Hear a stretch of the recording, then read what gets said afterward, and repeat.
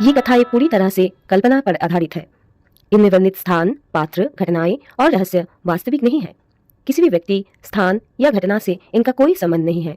ये कथाएं केवल मनोरंजन, सस्पेंस और साहित्यिक उद्देश्य के लिए बनाई गई है। श्रोता से अनुरोध है कि वे इन कथाओं को वास्तविक जीवन की घटनाओं या इतिहास के रूप में ना ले। यदि इन कथाओं के दौरान किसी को डर या असुविधा महसूस हो तो कृपया सुनना बंद कर दे।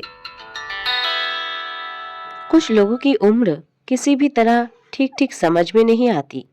40 भी हो सकती है, 65 भी। ठीक ऐसा ही एक आदमी हर शनिवार पार्क सर्कस मैदान में बैठा रहता है। आदमी ने पतली पजामा और एक रंग बिरंगा जुब्बा पहन रखा होता है। चेहरे पर आधी कच्ची पक्की दाढ़ी, आंखों पर चश्मा, सिर पर एक चपटी टोपी। तेज तपती धूप में भी वो आदमी दोपहर के समय पार्क की बेंच पर बैठा रहता है, एकटक घास की ओर देखता रहता है। स्कूल से घर लौटते समय टीपू कभी कभी शॉर्टकट लेने के लिए पार्क सर्कस मैदान के भीतर से जाता है। उस आदमी को देखकर उसे कुछ अजीब सा लगता है। हर शनिवार वही कपड़े, ठीक उसी जगह पर बैठा। ये आदमी आखिर क्यों? वो हमेशा अकेला रहता है, उसके पास कोई नहीं बैठता। एक दिन छुट्टी के बाद बारिश में ही टीपू स्कूल से निकला। पार्क की रेलिंग कूदकर दौड़ लगाने ही वाला था कि फिसल कर गिर पड़ा। जल्दी जल्दी उठकर बिखरी हुई किताबें समेट रहा था, तभी उसने देखा थोड़ी दूर की बेंच पर वही दाढ़ी वाला काला चश्मा पहने आदमी उसकी ओर देख रहा है। टीपू की उससे नजर मिलते ही आदमी ने हाथ के इशारे से उसे पास बुलाया। इस समय टीपू को बारिश में भीगते हुए उस आदमी से बात करने की बिल्कुल इच्छा नहीं थी, लेकिन फिर भी यह आदमी यूं ही यहाँ बैठकर बारिश में भीग क्यों रहा है? टीपू को जिज्ञासा हुई। वो उसके पास चला गया।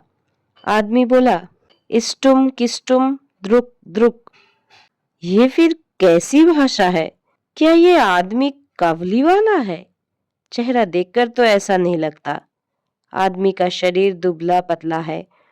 टीपू ने कभी कोई दुबला कवली वाला नहीं देखा। टीपू बोला, क्या?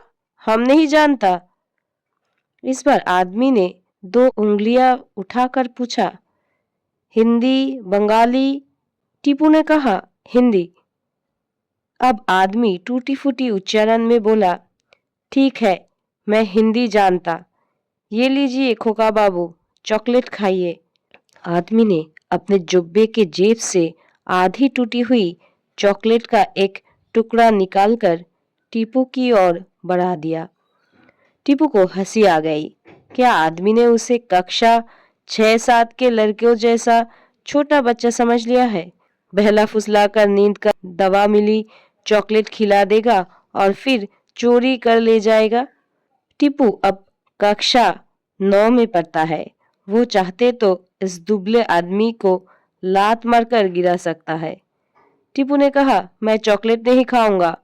आपने मुझे क्यों बुलाया? आदमी ने चॉकलेट अपने मुंह में डालते हुए कहा, तुम्हारा नाम तो दीपक मित्र है ना? टीपू थोड़ा चौंक गया। ये आदमी उसका नाम कैसे जानता है और वो उससे दोस्ती करना ही क्यों चाहता है? फिर भी वो बोला, मित्रा नहीं, मित्र। और मैं अब बारिश में और नहीं भीग सकता। जो कहना है जल्दी कहिए। आदमी अचानक पूरे चेहरे पर मुस्कान फैला बैठा। फिर बोला, तुम मुझे बहुत अच्छे लगे। क्या तुम मेरे घर चलोगे? ज्यादा देर नहीं होगी, बस आधे घंटे रहना होगा। टीपू को लगा तो ये आदमी सचमुच बच्ची को फंसाने वाला है। स्कूल के पास बैठता है और बहला फुसला कर लड़कों को ले जाना चाहता है। टीपू के स्कूल का कक्षा 8 का लड़का अर्नव सरकार पिछले महीने से लापता है। कहीं उसे भी यही आदमी पकड़ तो नहीं ले गया? लेकिन टीपू को जरा भी डर नहीं लगा। वो बोला, आप मुझे अपने घर ले जाएंगे? क्यों? मैं मछली नहीं खाता, सिर्फ मांस खाता हूँ। आलू उबालकर और अंडा उबालकर साथ में मिलाकर खाता हूँ। दूध और कोको मिलाकर पीता हूँ। क्या ये सब खिला पाएंगे? आदमी जोर से हंस पड़ा और बोला, अच्छा तो फिर मैं तुम्हें मुर्ग मुसल्लम खिलाऊंगा, ठंडी लस्सी पिलाऊंगा, अगर तुम एक छोटा सा काम कर दो। छी, कहकर टीपू फिर चलने लगा। आदमी तब भी जोर जोर से हंसता रहा। टीपू ने पीछे मुड़कर नहीं देखा। थोड़ा सा आगे जाते ही ना जाने कहां से एक बहुत बड़ा कुत्ता टीपू की ओर झपट पड़ा। गले में पट्टा बंधा हुआ एक एल्सेशियन, किसी के घर का पालतू कुत्ता जो अचानक बाहर निकल आया था। टीपू वैसे तो कुत्तों से नहीं डरता, लेकिन ये कुत्ता उसकी तरफ झपट रहा था, ठीक उसी की ओर। पार्क में और कोई नहीं थे। कुत्ते से दौड़ लगाकर बचा भी नहीं जा सकता। टीपू जल्दी से एक और बेंच पर चढ़कर खड़ा हो गया।